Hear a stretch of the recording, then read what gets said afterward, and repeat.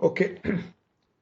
So the whole universe, the physical universe is one, and our existence is part of this entire, our existence is part of this entire ocean of material existence, which is known as Akasha. And prana is also the energy, the primal force, which is running, converting this Akasha into different objects, running them, the gross objects, subtle objects, even the mind is part of a combination of this prana and Akasha. So mental universe also, according to Swamiji, is one. When the Akasha is very subtle, when it is gross, it is the material universe. When it is subtle, it is the mind. The whole mind, the mental mass is also one, just as all the atoms and molecules in the whole universe constitute the physical universe. We have a mental universe where all the individual minds are part of the cosmic mind. So they all represent one mass. They are also material. And it is the prana or the life force which influences not only our body or the gross existence and runs the body, but also influences our mind. So when the mind acts, when the prana acts on the gross body, it gives rise to different material objects, the bodies, the changes in the bodies, the way we conduct ourselves in this world. But when it affects, when the prana influences the mind, the subtle, which is nothing but subtle akasha, it gives rise to different thoughts in the cosmic mind. These thoughts come in various form, in the form of desires, in the form of anger, in the form of jealousy and all those things. So these are the different states of the mind, which are less gross than the body.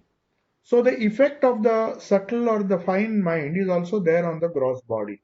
So the cosmic mind acts upon the cosmic universe and produces these different bodies and animals and all the different objects which we see around us. I explained to you how the Sankhya Yoga explains the process of creation through 24 tattvas. We will not discuss them again. The five tanmatras, the five objects. Tanmatras are finer materials. Then we spoke of the five karmendriyas, five gyanendriyas, 20 principles, five karmendriyas, the organs of action, the gyanendriyas, the organs of perception. And above that, finer than that is, as we say, chitta, the ahankara or the buddhi, and the mind, and then behind that is mahat, the universal mind. So the mental universe creates this physical universe, which is much more grosser. That is how the cosmology is explained. Now, we mentioned Humphrey Davy's experiment where he was submitted to some kind of reaction when he smelled the laughing gas which was created, which he had prepared in the laboratory, and then suddenly the physical universe vanished artificially. Some kind of prana was induced in his body, that he could see the universe as a universe of ideas, not universes of objects. So whenever prana influences the mind in such a way that it can see the universe in a different plane altogether. For example, we have so many departed ancestors who may not have taken up gross bodies, who might not have been born again in this universe. So they exist with their Gyanendriyas, they exist with all the subtle elements which constitute the subtle body and the causal body which they possess. And a person who raises his mind to that level, makes the mind subtle, can see these people, can actually see the subtle universe. So the subtle universe is one plane of existence, the gross universe is another plane of existence, and we are always interacting with these two universes, which give rise to our universe of experience.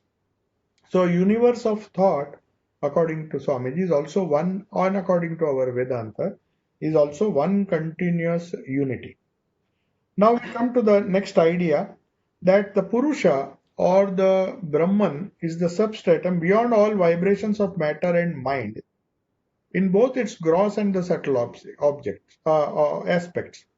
The gross aspects are the physical body, the physical forces that run the body, the physical energies of the universe like heat, light, sound, and all the different forces which we see, gravitation, and all electricity, all these forces are gross and they can be perceived by the gross senses, the gross sense organs. So modern science says the sum total of the gross universe as we see it, and also the subtle forces is same. You can convert one matter from convert one element or one object into another, but you can't create it. It just can be transformed. The potential or manifest is the same, the underlying universe is the same. Only thing it transforms from one matter to another state of matter. So also with energy, you can convert one energy into another. You cannot create a new energy. You can convert mass into energy, energy into mass. That is possible. So we can do that. So we can do that. We always see that Purusha or self is beyond these vibrations of both the Akasha and the Prana, the matter and the mind in its gross and subtle aspects. Modern science says the sum total of the gross and subtle is same. The potential or manifest form is the same throughout. Now, if we see, when we come to the human body, you will find that most obvious manifestation of prana, which gives the word pranayama. When we say pranayama, most of us think it is just breathing exercises. Why has it happened? Why has these things happened? Because the most obvious prana which we can perceive is breath which powers the lungs. The lungs, the motion of the lungs which gives rise to our breath is the most tangible sort of prana from this our body which we can feel. That's why when we say prana has left the body, normally we mean by that once breathing has stopped. The moment breathing stops, all the other pranas also slowly stop and they leave the body. But the breathing is the closest to our physical existence. So you will clearly see that these changes in the changes in the body, they all depend on the changes of the prana which is running the body. That is why we find that in most of the cases, the health problems or the health issues are connected with some disturbance in the prana of the individual. The pranic imbalance, that is why there is a system of healing which is known as pranic healing, where you try to understand which part of the body has either excess or less prana and which is causing a kind of disease. So you regulate that prana and again you gain your physical health. So that's what they say, the control of the muscle power of the lungs from the nerves to the muscles, every part of the body can be controlled or filled with prana or can be controlled by it. That's what Swamiji says when he comes to the individual prana. We are not talking of the universal prana. We will also talk about that. When our prana is under our control, then we'll find that slowly we can raise it to control the prana of others. And that is happening all the time in this universe. Those great world movers or the great prophets, they could control not only their own prana or the force which runs their body, but they could control others also. That is why we find in Jesus and all those people, we find so many miracles and all these things taking place because they just had this knowledge of controlling the pranic force within themselves and also in others. So that's how these healings and all took place. Now, right now, if we see, the control of the muscles and parts of the body have become automatic. Our prana is running our body. How is it running our body? Our heart is pumping, our circulation is going on, the nutrition and all the samana, vyana and all those things we'll discuss, the five pranas which are running our body. They have all become automatic. Even if we close our eyes or even if we go to deep sleep, without our being conscious, they are unconsciously running the entire body. Our breath is continuously, the lungs are pumping in breath and pumping out carbon dioxide, and the whole process is going on. It has become very much automatic. We have practically no control, or we do not even need to have any conscious control. We don't say that we are breathing. Even if we don't make any effort, the breathing is going on. It has become automatic with us. So that's why Swamiji says, that's why when such things happen, then we find that our state of good health or bad health is not under our control. If it is not under our control, because the state of good health or bad health depends on the motion of the prana, which is not under our control. If prana was under our control, then surely we could choose whether we can be healthy. But unfortunately, 80% of our prana is become unconscious or automatic. It is controlled by our nervous system, by our samskaras. And whether we want it or not, we inherit certain sicknesses, certain breathing patterns, certain diseases. We call it hereditary, but actually we have inherited it. It depends on our past karma and our past, that influences the sukshma sharira, that influences the subtle prana, which is motivating, which is running our body. And then you will feel that this whole process is going on. It is a continuous process where our prana is acting upon our body, the psychic prana, I mean, and it has been happening unconsciously in most of the sadhakas. But yoga teaches you a method where you can definitely control this prana consciously. What has become unconscious can be made a conscious effort, and that is what yoga attempts to do. They say you have left the control of prana to your autonomous nervous system. You have become instinctive. Your instinct is running, just like the animals. Their prana is controlling their body. But you are definitely superior to this animal kingdom, and through yoga, through the control of your mind and the control of the mind over the prana, and through the help of the buddhi and the other layers, higher layers of the personality, you can consciously control the prana. To the extent you can, your health will be in your hands. Now our health is not in our hands. That is the advantage of the physical yoga, the physical pranayama. When people say the pranayama helps to maintain a good health, what they actually mean is that certain things which had become unconscious, which were running haphazardly and giving rise to various diseases and various problems in our body, these forces, if you bring them under your control by properly regulated pranayama, which you can practice under the guidance of a guru, or maybe it can be automatically done. If it can be automatically done, if you have that habit of doing japa. Japa enables you, the science of japa enables you to do this kind of physical pranayama unconsciously, but while you are doing the japa, the resultant pranayama which it takes place helps you to control not only your prana, control your body, but also control your mind. So consciously or unconsciously, we transmit, according to Swamiji, since he told us that our prana is connected to the prana, the universal prana. Consciously or unconsciously, we can transmit health and sickness with the control or lack of control of our prana. If you have good control of your prana, or the doctor has a good control over his prana, then he can effect cures. That is the idea. That pranic healing at a distance also works like that. Some people who believe in the healing of bodies, and I am talking of the effect of prana on the gross body, which is not the main goal of yoga. It is just Swami Vivekananda mentions this just to tell you that how these healing things and other things happen. It says, but it is not the purpose of prana. Has to be used to control the higher aspects of our personality, the manomaya kosha, the mind, the buddhi, our thoughts, and that is its real uh, purpose. The control of prana to control the lower things is just for maintaining a basic health.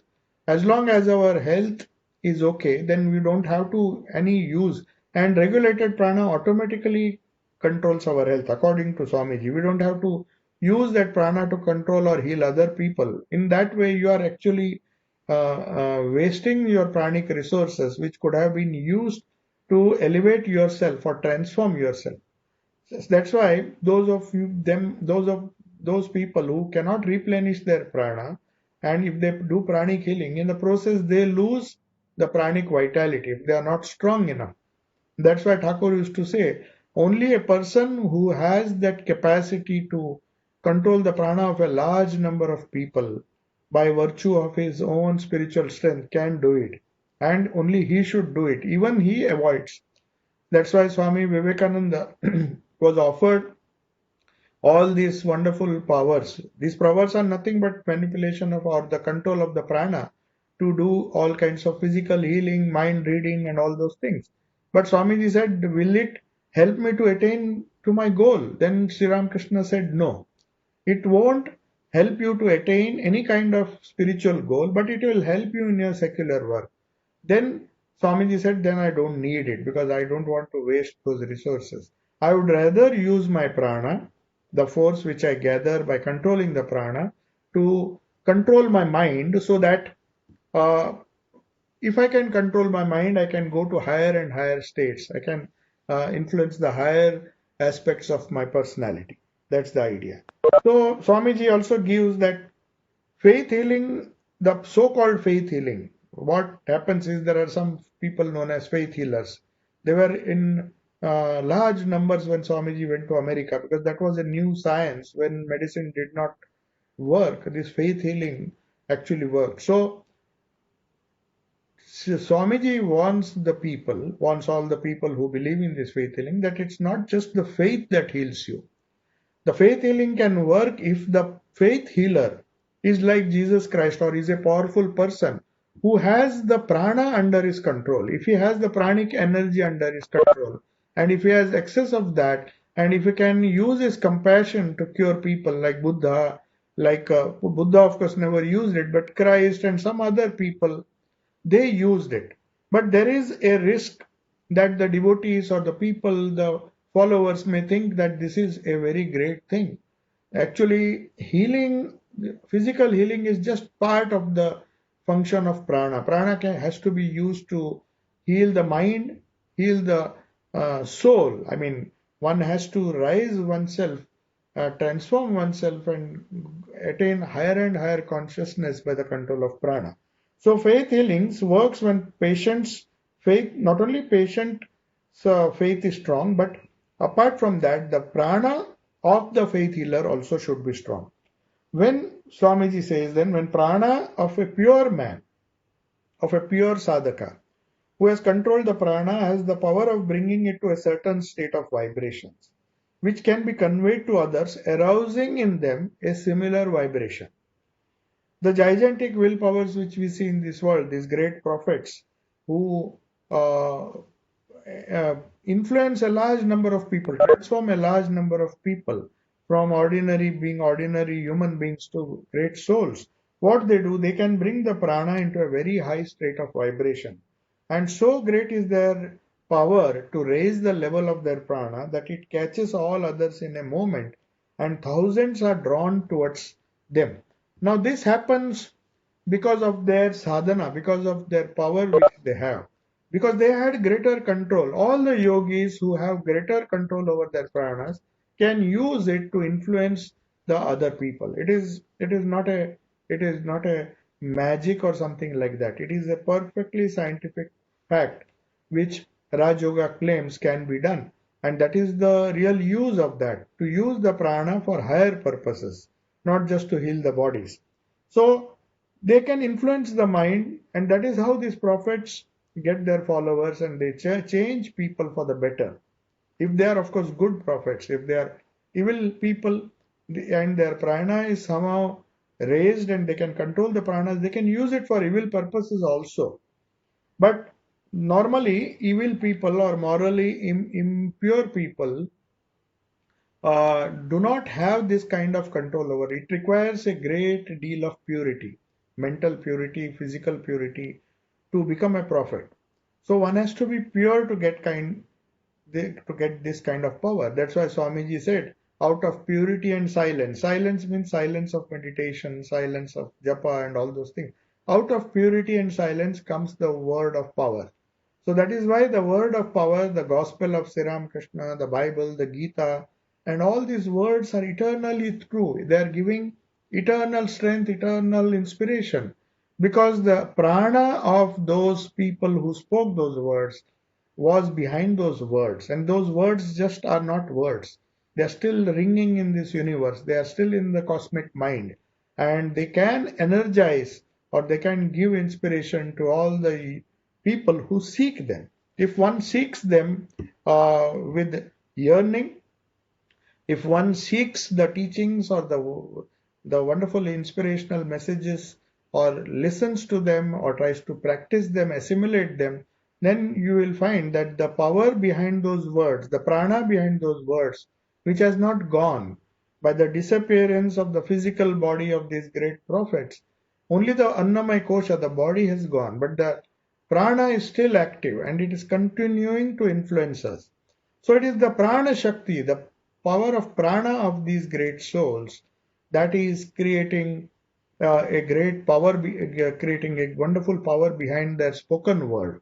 And that is the power of the spoken word of these prophets. That's why Swami Vivekananda in Rajayoga will say that if you have time, please make it a point, please make it sure that you read only books of those people who spoke with this force of prana behind their words. Don't go after this cold, dry intellectual stuff written by scholars. It will be a waste of time because the books are unlimited. Every year, thousands and thousands of books have been produced or have been published. And if you try to browse, even to browse through all of them would be just a waste of time and energy. That's why Swamiji says the books are infinite in number. Though he was a great lover of books, finally he came to a situation when he met Thakur. He wanted to unlearn what he had learned. He had to unlearn the various confusing philosophies which confused his mind. So reading can be positively harmful. As Shankaracharya says, uh, this Shabdaranyam, the forest of words can make you lost. Chitta Brahmana Karanam, Shabdaranyam, this Shabdaranyam can be the cause of delusion of your mind. That's why people like Shankaracharya, the prophets of like Shankaracharya, did not want people to get lost into this forest of words, empty words, scholarly words. So the printed word can be very confusing if does not have the pranic force behind it. That's why Swamiji says the words of the prophets, the words of people who have behind them the force of the prana. Only such people, only such realized people, only such prophets can impact the minds of ordinary people and raise their level of consciousness. Otherwise, by reading books, we are under the delusion that we are getting benefited, or even getting the delusion that we are making progress, but actually intellectual progress does not amount to anything. It may just give you some guidelines, but these guidelines are to be implemented and practiced. Some kind of force is necessary. Some kind of inspiration is necessary. Some kind of pranic help is necessary. This prana or the inspiration behind the spoken word is possible only in books or the writings or the speeches of people who have lived their life. So Sri Ramakrishna's gospel, the other works like Bhagavad Gita, the Upanishads, they have the force of the those spoken words or those words which were taught by these great prophets and saints. They have the force of their prana, which was a result of intense sadhana, and that gives them power, and that has a transformative effect on us. So that gives these prophets a tremendous willpower, according to Swamiji. They had brought their prana, their own prana, to this highest state of motion. Instead of wasting that prana on healing the body and doing all sorts of lower things, they concentrated and brought their prana into the higher state of motion. It influenced the minds, and it gave them power to sway the whole world, the mental tendencies, the minds of all the followers of their disciples to begin with, and they transmitted it in a tradition, in a chain of disciples who took the spoken word they spoke with the force associated with that. It's not just we are interpreting Sri Ramakrishna. The disciples of Sri Ramakrishna, Swami Vivekananda, and all the other direct disciples, they not only spoke about Sri Ramakrishna's message, but they spoke about that message infusing their own prana and the prana which they received, the prana shakti, the power, inspirational power they got from Sri Ramakrishna. That's why their words carried power. So Swami Vivekananda used to say that I am a voice without form. I have a voice, and that is not my voice. It is my master's voice, Sri Ramakrishna's voice, which is speaking through me. And that makes it powerful. It's not if Swami Vivekananda had spoken a few sentences, it would not have influenced humanity.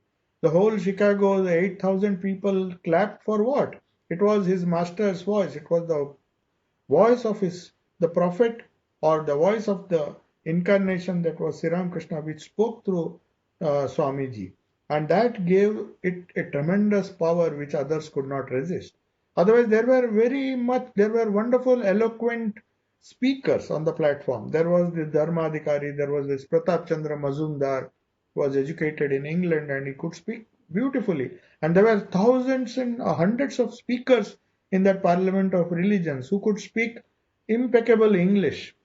But that did not cause an uproar, or did not cause an result in inspirational clapping from the audience, which when Swami Vivekananda gave his brief 2 minutes address, the inaugural address at the Parliament of Religion, there was the force of his own prana, to which was added the pranic force, the inspiration of his master, who inspired him to go to Chicago. And that astounded the whole world, that astounded the audience.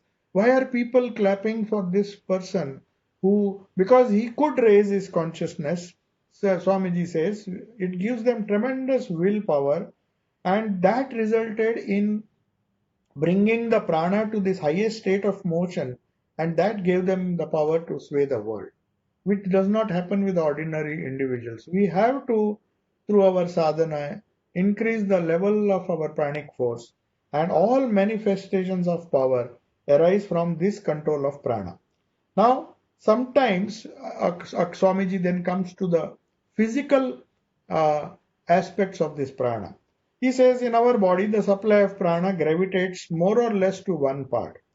The balance is disturbed. The pranic balance within our body is disturbed, and when the balance of prana is disturbed, we call it a disease.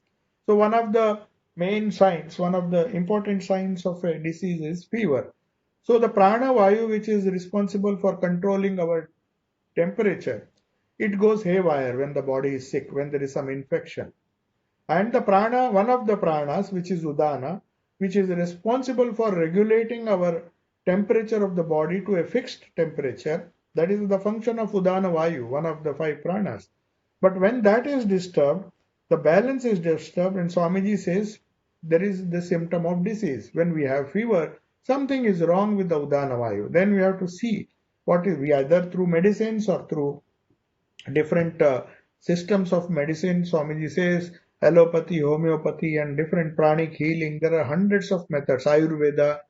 Each one has a different way of handling the gross physical body and the prana with the help of medicines. Some people give medicines which affect the body, and the body influences the prana and tries to control it or tries to bring it to normal. We use paracetamol and other drugs which changes certain things physiologically, and which helps to maintain the balance of the prana. And then slowly you start recovering. But there are other ways also. We should not think that by giving medicines, by changing the physiological process alone, which is the method allopathy uses, that's the only way for healing. There are other methods. Ayurveda uses a mixture of both body and the mind. Then there are other methods which are known as pranic healing. There's thousands of ways of cure. So it's a very vast subject, holistic medicine or holistic cure. It can be effected in many ways. It can be controlled in many ways, the pranic healing. So this is pranayama to learn when there is more or less prana in one part of the body, then there should be. So this is very important. The feelings will become so subtle that the mind will feel that there is less prana in the toe or the finger than there should be, and will possess the power to supply it. Now Swami Abhedananda demonstrated this fact. He said in some of the yogis, they can feel the pranic imbalance in their body, and by regulating the prana they can set it right. Now this is a subtle science, and it requires a very great control over the prana.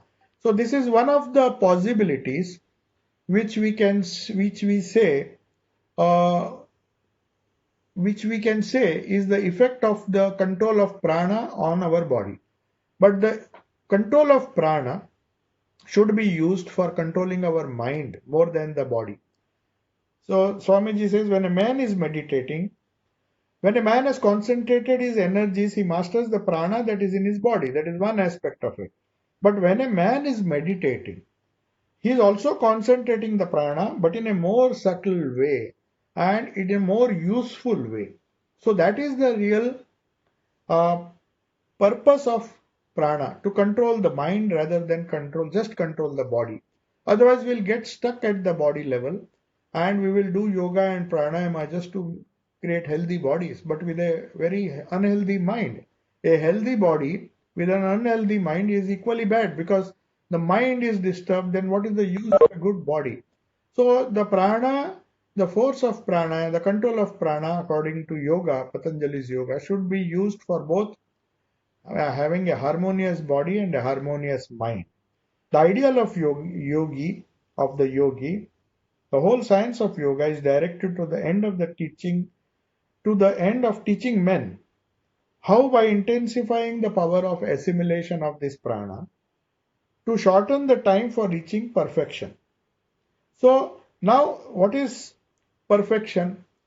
There are different definitions. The perfection, if you ask a bodybuilder or a person who's training his body, what is your idea of perfection? He says a perfect body, wonderful body with wonderful muscles and total control over one's body, a fixed body mass index BMI. All these things will be for a person who is very gross.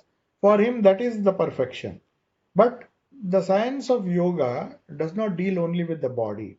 Intensifying the power of assimilation, we have to focus the prana on the mind also, and hasten that process.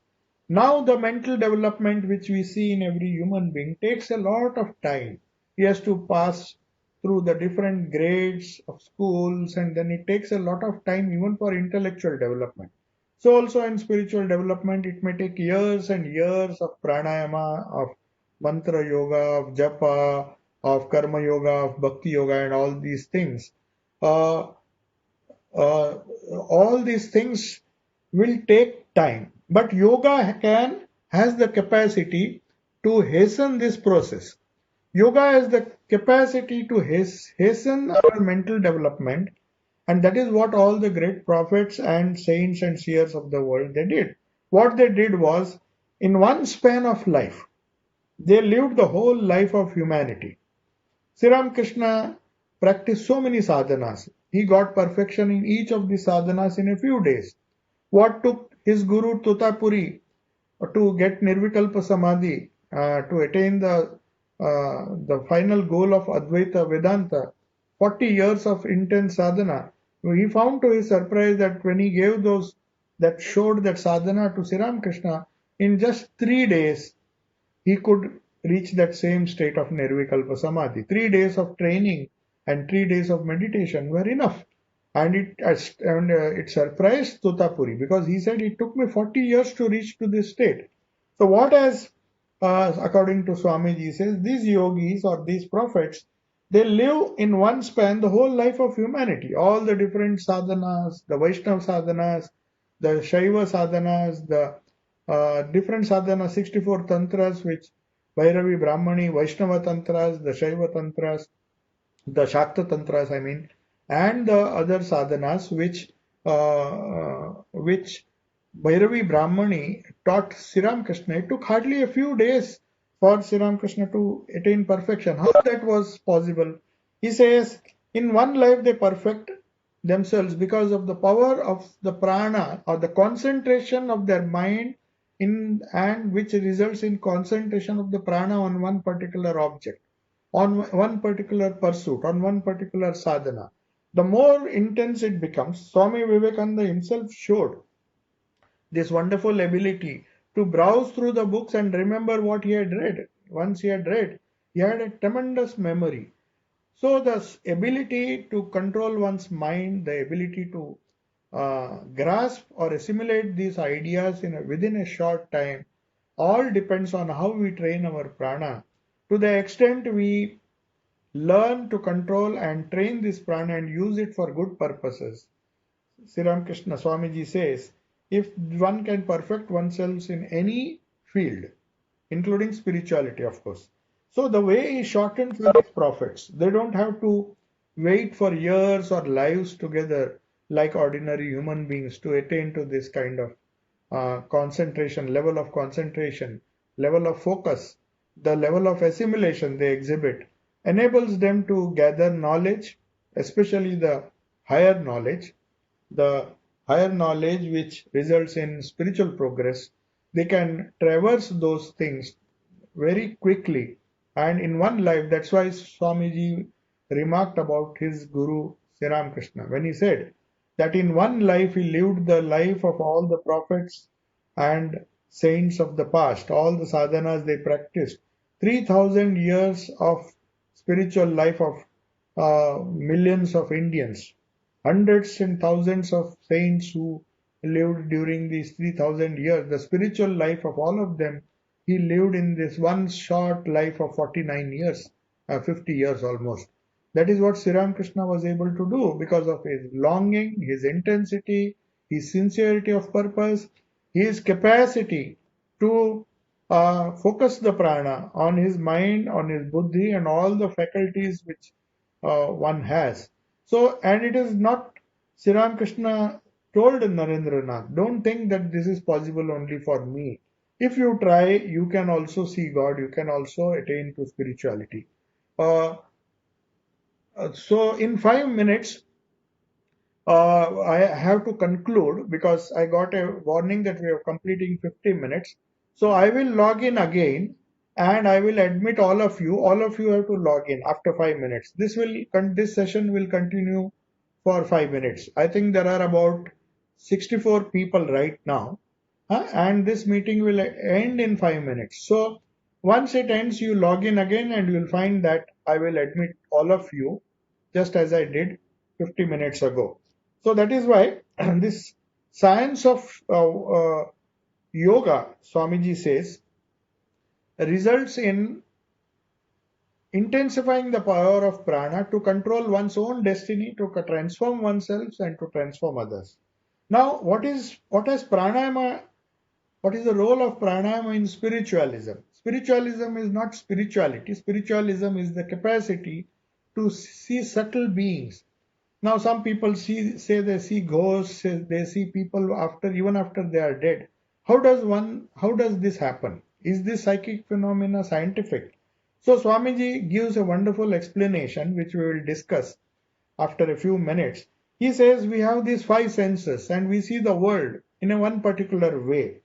And all beings who are in the same state of vibration can see each other. That's why we see the waking world. We see human beings who are alive.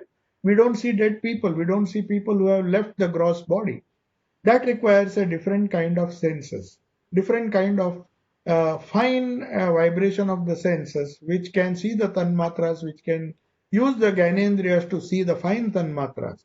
That is possible for a yogi. He can raise his mind. There are beings who represent prana in a higher state of vibration. They will not be seen. The deities, the different beings which we normally call as ghosts or superior beings, we have the visions of them. That can be had if one raises one's prana to that state of vibration. That we will try to understand or try to discuss in our next session, which will end in a few minutes. And after that, we'll have question answers also. So I'll take about 10 to 15 minutes, if you don't mind, to log out and log in again. I request you, all of you, to log in again after the session ends, so that you can also join the second part of this session, which will be, say, 10 minutes. I'll discuss what pranayama has to do with spiritualism. How do we see these different visions, see the different beings? Some people see it, but there is a scientific explanation. Then we'll go to the higher benefits of pranayama, which Swamiji will discuss, and how it will influence our transformation. So I will stop this session right now and we will log in again. I will try to reconnect and we'll log in again. Okay.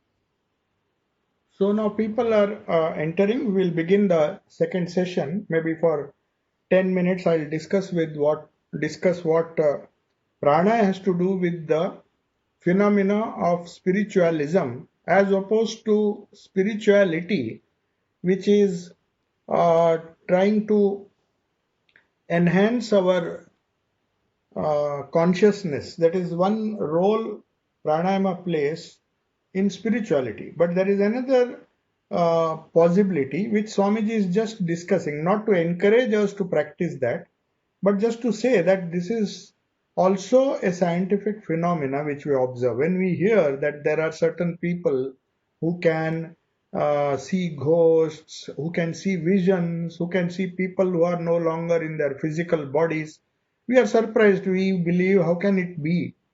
But it is possible because now we see the world of five senses. Just as Humphrey Davy, when he had when he Humphrey Davy, when he was preparing laughing gas, suddenly the five senses did not seem to work. He was elevated. The physiological process which took place in his body elevated his prana to a level where he could see as a universe, see the universe around him as a universe of ideas. Some of the objects around him vanished and he could see formula, he could see thoughts coming from only, he could see, perceive himself as a mind.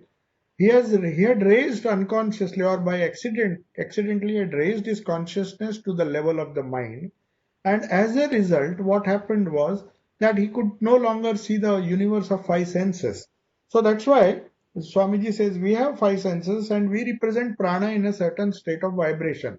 So as long as we are at the level of animals or normal human beings, we'll see the normal universe with normal eyes, the normal ears. The five senses will show us the same universe. We don't see a different universe than maybe some animals like bats. They have a higher range of sound than our ears. So they can hear some subtle sound, and cats, dogs can smell better than us. So the sense organs of different animals are different. Some of them can see color, different colors. They see the color blind people don't see the same world as we see. So there is a difference in the sense organs and the way sense organs operate, even in this gross world. And we find so much of discrepancy between animals and other.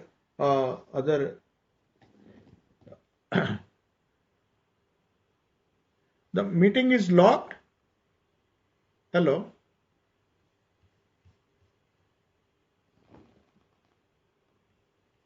No, Swamiji, everything is normal. Okay, okay, I'll admit. Okay, fine. Meeting, There are yeah. some people trying to come in. Okay, I'll fine. So all of you can see and hear.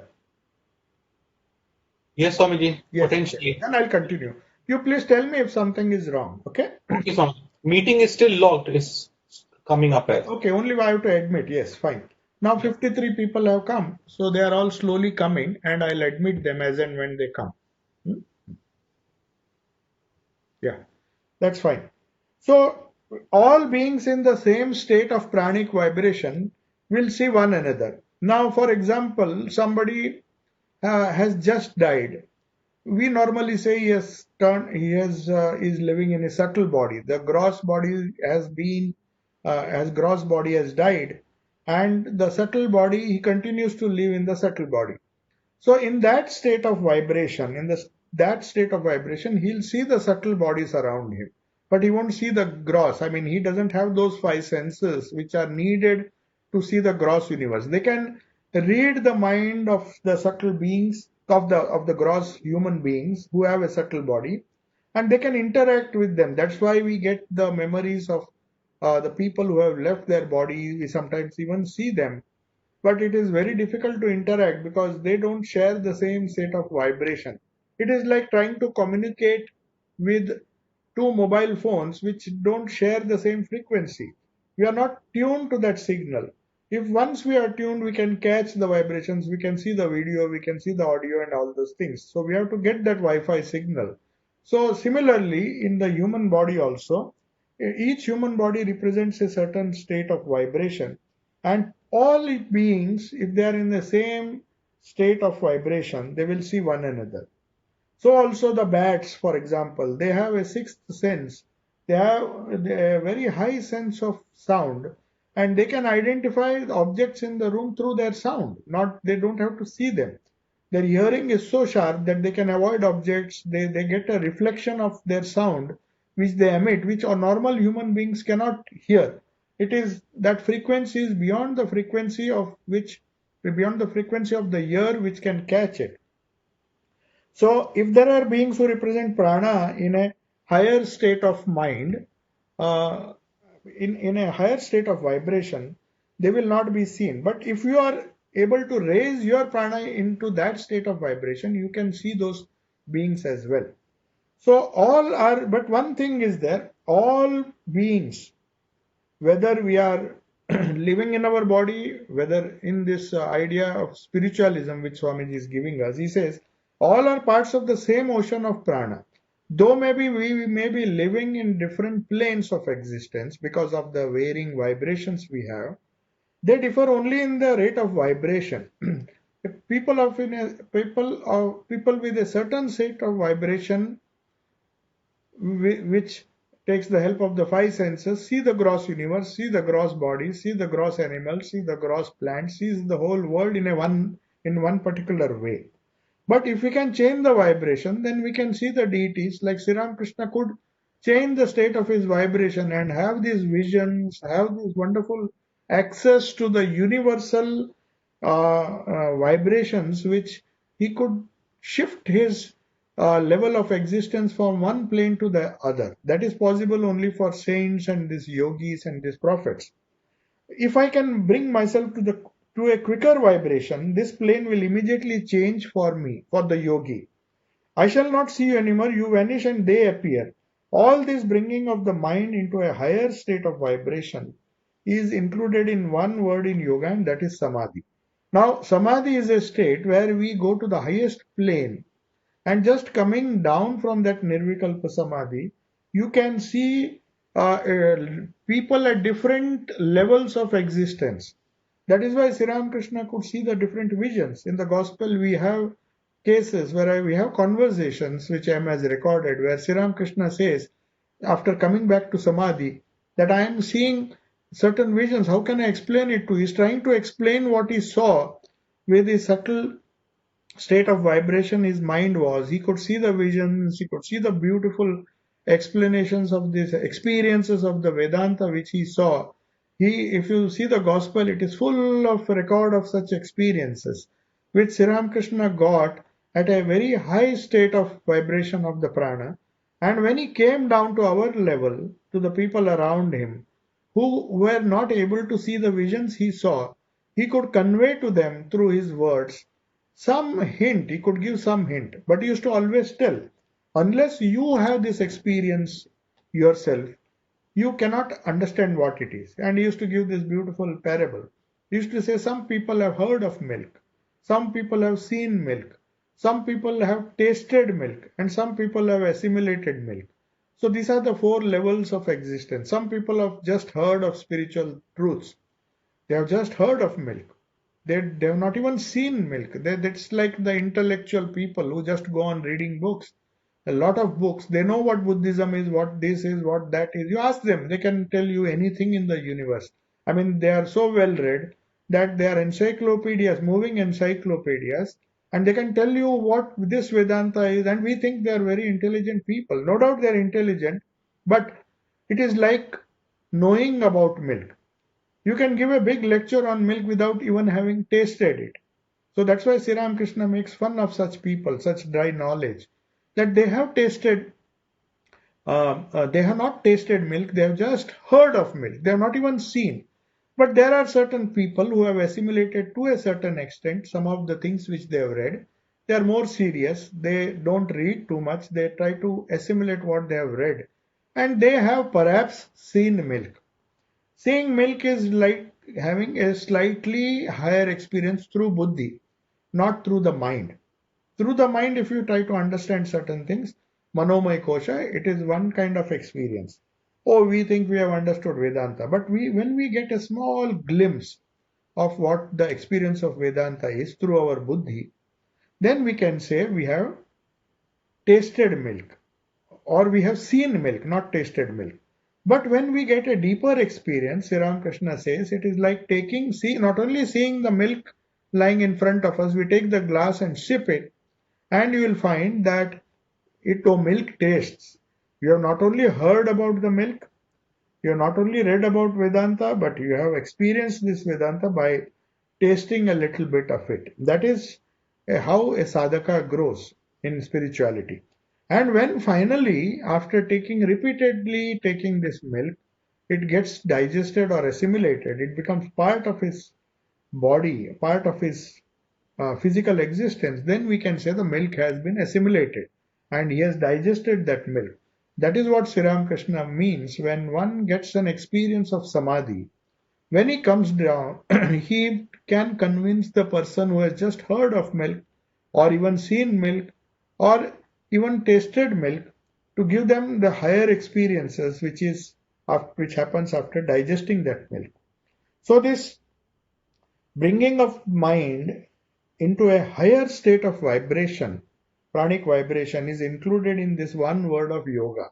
Yoga means to elevate the mind from our body to the higher level, that is using the prana to a higher level of the mind, the subtle level world of mind, which includes senses also, the subtle senses.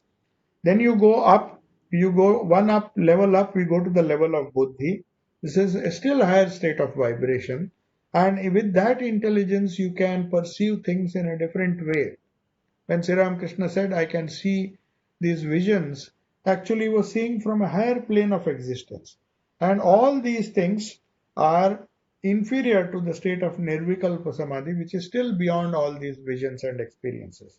So the lower states of samadhi, according to Swamiji in yoga and according to Patanjali also, they give the different visions of these subtle beings, the different visions of gods, the different visions which we have, the intuitions we have, all these things is a result of lower grade of samadhi. Samadhi also has so many different levels. Savikalpa samadhi, which is where we get the visions.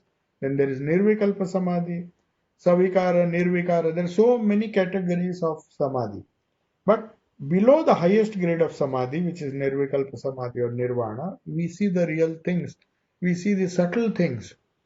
When we see the material out of which the whole of these grades of beings are composed, that one lump of clay being known, we know the whole clay in the universe. If we know the properties of one lump of clay, That is the famous favorite quotation of the Vedantists. You don't have to know all the lumps of clay everywhere in the world.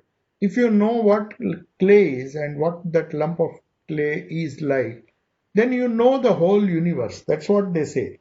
Pranayama includes everything. This pranayama, the highest form of pranayama, gives you samadhi when it is attached to the mind progressively to higher and higher levels of our koshas, the pranamaya kosha, the manomaya kosha, the vijnanamaya kosha. When it goes higher and higher, we come to a state where we see these higher beings, see the different visions, then we go still higher, and then we go into the higher state of samadhi.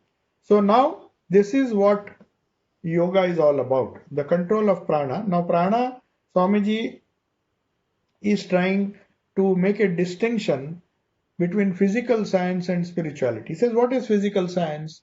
That part of pranayama which attempts to control the physical manifestations of prana by physical means is called physical sciences. We manipulate our energies, we manipulate nuclear energy, we manipulate heat energy, we have the heating systems, we have the cooling systems, we have laser energy, we have so many types of physical energy which we use to control physical things, and that gives rise to physical science.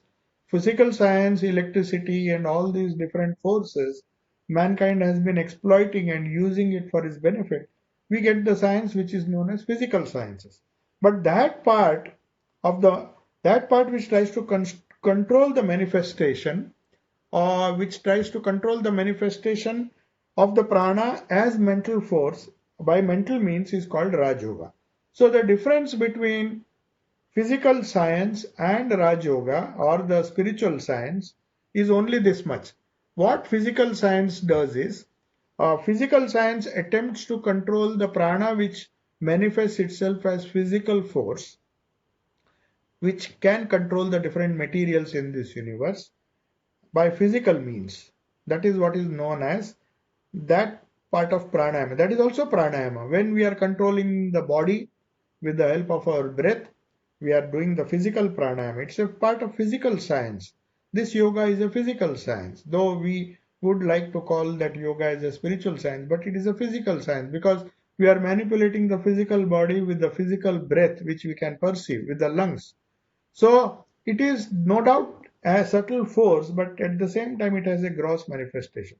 So also all the exploitations of the different energies we find in the universe to manipulate material, to give technology like the atomic energy, the electricity, the heat, the light, the sound, everywhere these energies are used to manipulate materials and transform them into different states, into different uses, and we use a variety of these energies. They are known as physical sciences. It can be physics, it can be chemistry, it can be biology, it can be medicine. Everywhere you see the use of physical energies and physical materials. The same thing when we apply it to the mind in a very subtle way, we can apply that same prana, the subtle prana, to the subtle existence of ours, which is known as manomaya kosha and the vijnanamaya kosha and the higher koshas. When we do it by mental means, we can't use physical means for that. We may begin with physical pranayama like breathing and all those things, but finally we have to control our mind with the help of control the prana with the help of our mind. That is why we say that when a guru tells the disciple to do japa, he encourages him to do mental japa because he wants the effect of japa, not the effect of the sound of the mantra, but the thought of the mantra to be use the prana which to elevate the prana at the mental level, not at the physical level. That's why they say when you repeat the mantra loudly, physically, you actually bring it to the level of the gross. It doesn't give you so much benefit. So if you use prana as a mental force, by mental means, the whole science of that science of that effort is known as yoga.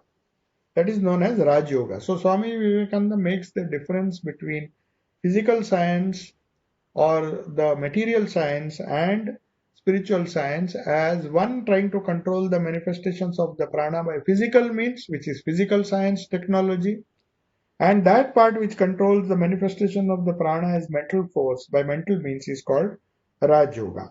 Now, after that, now this is the groundwork of the whole prana. In the next class, next Raj Yoga class, we will discuss about the psychic prana. The psychic, now this is as far as the general effects of prana as material science, the prana or force which are used to make progress in the material science or the physical sciences which we see around us, and if we use it for mental sciences, psychology, the superior psychology of the yoga, then we call it Raj Yoga. So these are the two basic ways how prana is used. But there is, within this Raj Yoga, there is another use of this psychic prana, of this prana, which is specifically known as psychic prana. Now, what is this psychic prana? To understand this, you have to understand the working of the spinal cord, the two nerve currents which flow through the two strands of the spinal cord, which are known, which have a technical name known as Ida and Pingala. These are the constituents of the spinal column, which is within the spinal cord, which is within the spinal column. The spinal column encases a spinal cord which is made of two strands which convey nervous impulses to the various parts of the body, right from the brain to the base of the spine and to the various organs. Now these nerve currents which pass through the spinal column pass through two parallel but attached to each other. These are the two nerve fibers, spinal fibers, which transmit it to lot of branches which are conveyed to the different organs, and every organ of our body is connected. This huge network, this nerve current network is flowing through this nervous system, autonomous or the sympathetic nervous system. Everything which happens, the nerve currents which flow consciously or unconsciously, they are passing through the spinal system. The spinal column, the brain and all those, they are part of the spinal system. Now this, they gave the technical name of Ida and Pingala, and the idea of the yogi is to make this nerve currents pass through a hollow which is between the two parallel nerve fibers in the spinal cord. The spinal cord is, as I told you, is in the shape, if you cut it, it looks like the shape of 8 with a small hole in between. So there is a narrow, very narrow hollow space between these two tubes, and that to make the nervous current pass through this hollow canal, which is known as the Sushumna. That is the goal of yoga. So we will discuss that in our next class. Now I will open the session for question answers. We will have a quick question answer session. It is just like Zoom. The only thing is the person has to unmute himself and ask questions and wait for the answer to be over, because one who unmutes, his video will be seen by me. Of course, you can see me, and when I answer, my video and the audio will be seen by you. So please go in a very systematic way. You can unmute yourself and ask the question. And when one is asking the question, the others are requested to be on the mute mode, so that too many voices will create problems. So I am unmuting all of you now.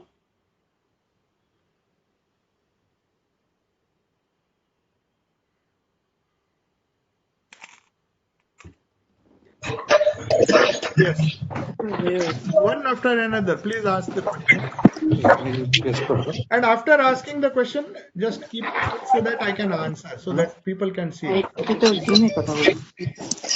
Just one at a time.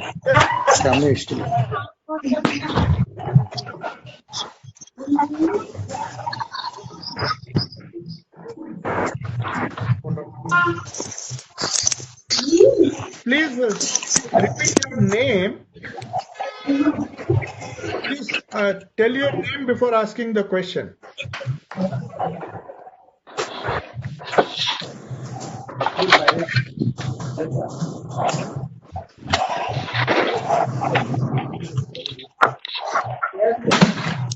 Acha, I would request you, I'm muting you all. Those who want to ask the question can unmute yourself.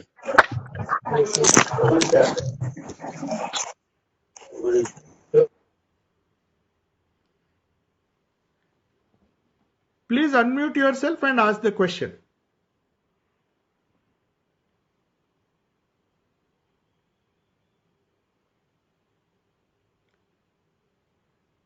Parijat, why can't you ask a sample question and show them how one can unmute and ask the question? Okay, Swamiji. I've just unmuted myself by Okay. clicking on the mic. Yes. You ask a question if you have any. I don't have any questions for now, Swamiji. Okay. You can just test it. Okay. You're testing. And Okay. now I'm going to unmute it so that someone else can ask the question. Yes. Yes.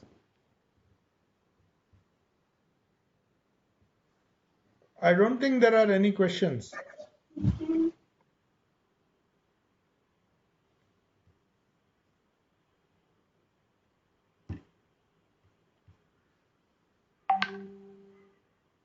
So some people have joined just now.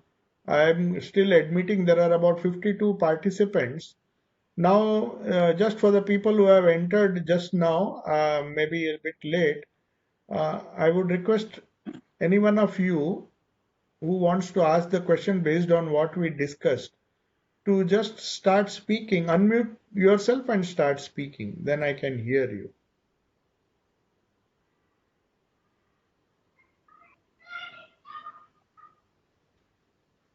Thank you. Yes, It's yes, Rocky. yes. So if for me to improve better control of my prana, what do I have to do? Do I just have to do my japa normally, or do I have to do anything else? Yeah, pranayama, I'll answer this question. Is your question over? Yeah. Yes. So let me answer. Now, you can take the help of pranayama also other than repeating the mantra, because as I told you, those who are initiated, those who have already repeating the mantra, if they do it sincerely, some kind of control over prana will go on simultaneously. So don't have to do it separately, because as it is, you are hard pressed for time. Most of you who are working so hard, you hardly get time to repeat the mantra which your guru has given you. So if you focus on that, and say you say do mantra japa for about half an hour or 1 hour every day, whatever you can time you spend, don't think that you are not doing pranayama as well. The prana is already all the things which we discussed, they are happening consciously or unconsciously. If you do it in a very conscious way, in a very sincere way, and just as instructed, then you will see that the effect of pranayama, you can feel it. As you are doing these things, you will feel that you are getting the effects of pranayama which we had discussed in today's lecture. When we come to the psychic prana, I will give more details so you'll understand how Swamiji explains the workings of this prana. Now we talked about prana in a general way, how it impacts the gross universe and how it impacts our mental universe.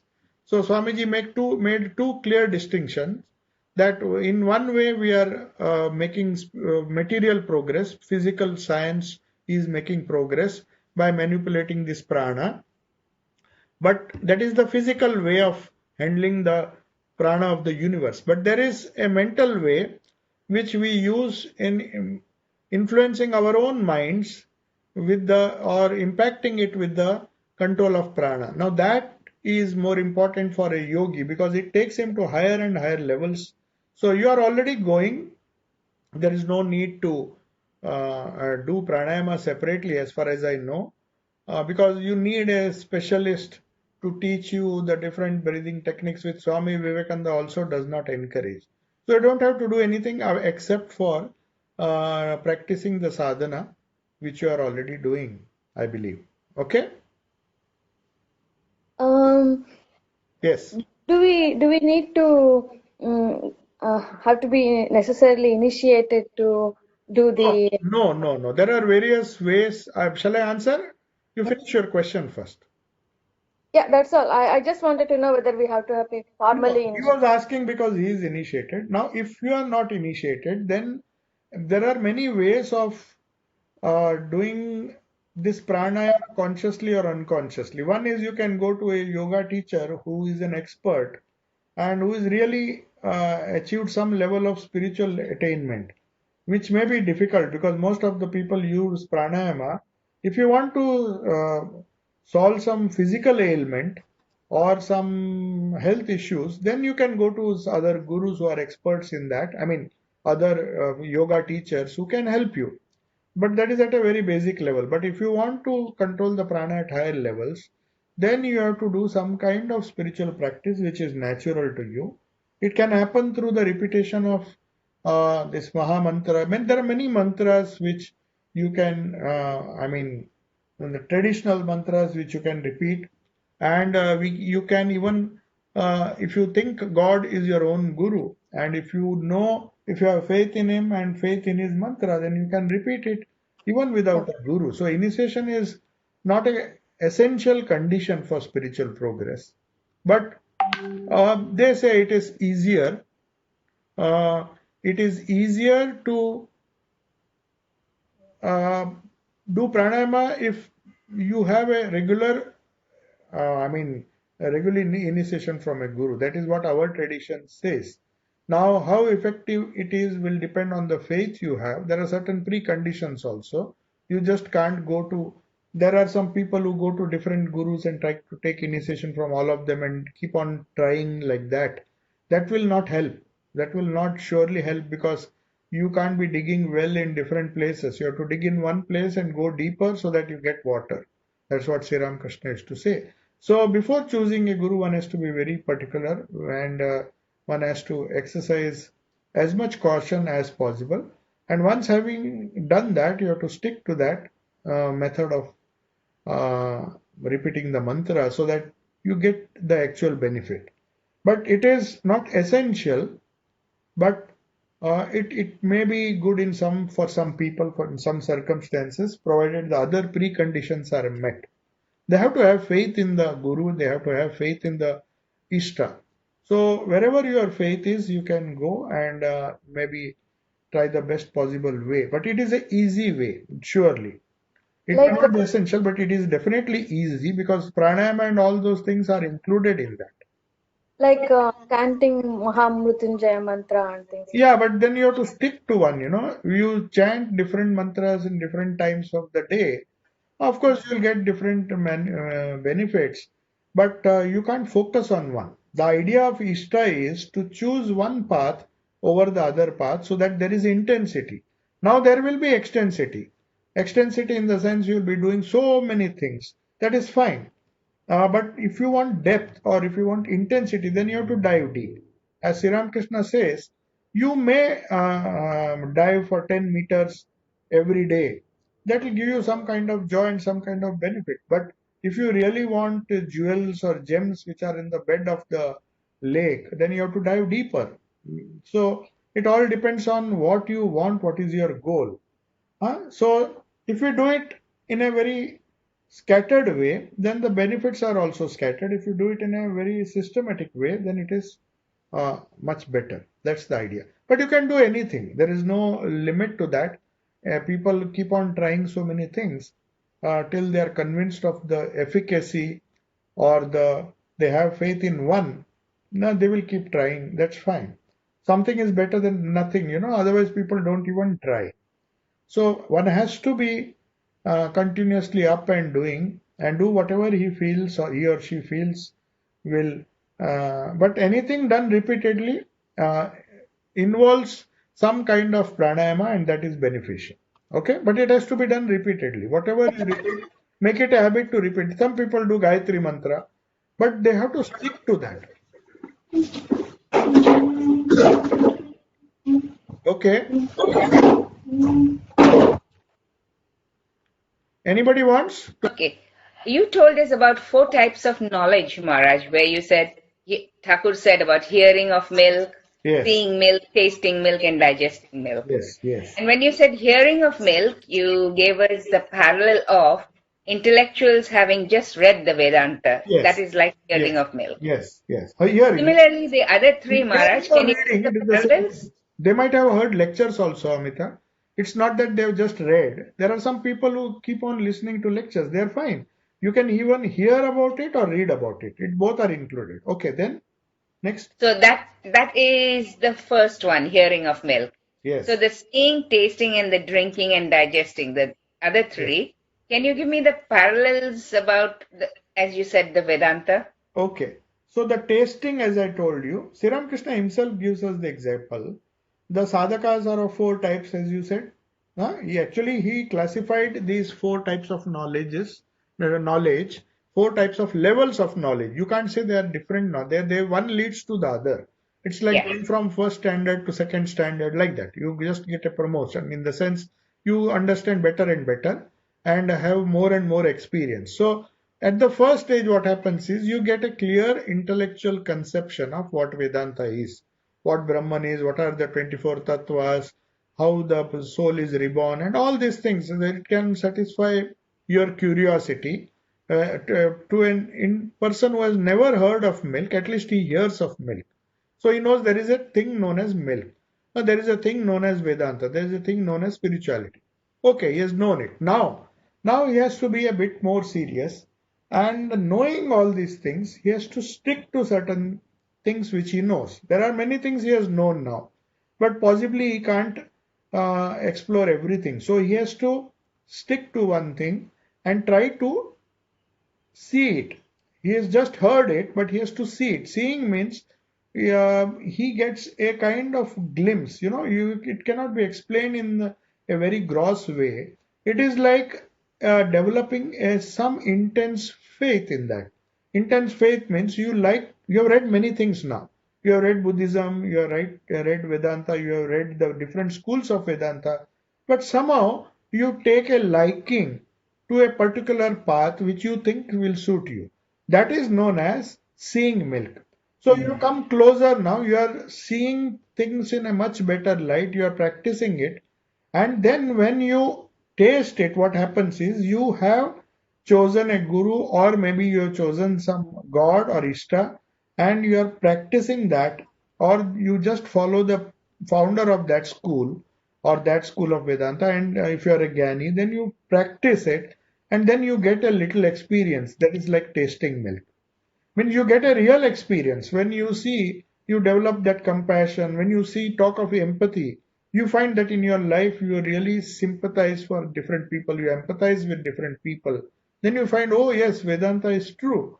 When Vedanta says all beings are connected to each other, there is an intimate connection, then you really feel, oh, some love, some compassion for my family members, for people around me, for the people of the world. The more it increases, it is like tasting milk. And when finally you have really assimilated it, you get these higher experiences, which Sri Ramakrishna spoke of. It's not just at the gross level, but you have the visions of these deities. It is like assimilating. Now, this milk has become so part and parcel of your body that even when you are dreaming or when you get up from the dream, you are in a totally different world, this is a rare kind of state. Very few people have really tasted the milk, that is, tasted the final got no not tasted but have got assimilated the taste of Vedanta. They have taken once in a while, but they have not assimilated. It has not become a nervous association with their entire body. Now, Sri Ramakrishna, when he thought of Vedanta, when he heard of Vedanta from someone, when he practiced it and he assimilated it to such an extent that all the things mentioned in Vedanta became true for him, and he could realize that, experience it as these experiences are true in the gross level. So that is how it works. I mean, these are the four different levels, you may say, more or less, but they were explained by Sri Ramakrishna to explain the spiritual progress of human beings. So we can make a rough estimate of where we stand. Huh? So now I got a remark once more. I mean, signal here that there are 5 minutes. So if there is a question, one quick question we can answer. One quick question. The meeting is ending for all participants in 5 minutes. So if there is one more question, there is scope for that. Swamiji, apart from japa, what are the other secular activities through which a kind of pranayama or something like that can be achieved? Can you repeat the question, please? Can you repeat the question? Vinayak is asking the question. Swamiji, yeah, Swamiji. So, Please repeat. Please repeat. Yes. yeah, so you mentioned about japa. So, are there any other activities or general secular activities? Is there a method in which we can become more concentrated or Okay. achieve some kind of pranayama? Yes. You see, you can't call them secular because the very fact that yoga belongs to the spiritual realm, the secular things will not really help. In the sense, it will not help in the real pranayama, though it may give rise to a little bit of good health. That's fine. But that as I told you, you have to go to trained people who just focus on that. It is like going to an engineer, a mechanical engineer. You can't go to him for your IT problem. You have to go to a computer engineer to solve your computer problem. So it's like that. So if you have a specific need, you go to somebody who teaches you pranayama at that gross level to get rid of a specific problem if you have any, and just find out. But I can't guide you in that because that is not the field in which we normally deal. So what we are doing is we are trying to focus on the higher aspects of pranayama. So maybe I can tell about that. Whereas there are other methods in the spiritual side, of course. Japa is not the only way. As I told you, japa is one of the ways of doing it, the repetition of mantra. Though it is very, very common and a very simple way for spiritual aspirant. There are other ways, there are other 3 yogas, like Bhakti Yoga is part of, Japa is a combination of Bhakti Yoga, Raj Yoga, and a little bit of Karma Yoga also. There is this study of Shastras, study of Vedanta, which can be one path where your consciousness is kept high on one particular plane. There is a different way, but you have to follow that tradition. You have to follow a guru of that tradition, a person who is trained in that tradition. Then for Karma Yoga, you have to follow the path as taught by the Gita, the path of detached action. If you do that, even that results in some kind of pranayama. So all the yogas, whichever yoga you do, especially Raj Yoga, there are many methods even within Raj Yoga also. So now if you want to practice other forms of yoga, there are other ways other than repeating the mantra, but mantra yoga, or the yoga which is a result of practicing mantra japa, is more common in the traditions, the Hindu traditions of Vedanta. There are other methods, definitely. But there are so many, I can't single out one method. There are so many ways of doing karma yoga. There are so many ways of even meditation, vipassana, awareness meditation. There are hundreds and hundreds. All of them consciously or unconsciously result in controlling prana. Any method of concentration or concentrating the mind will help you to regulate your breath, because the very fact that you are even reading a novel or reading something very deeply, you will find that your breath slowly comes to some kind of it assumes some kind of regularity in breathing if you are intensely focusing. If you are changing your topics now and then it will not result in concentration. So any concentration, whether it is through mantra or through reciting stotras and whatever you do, they are all part of consciously or unconsciously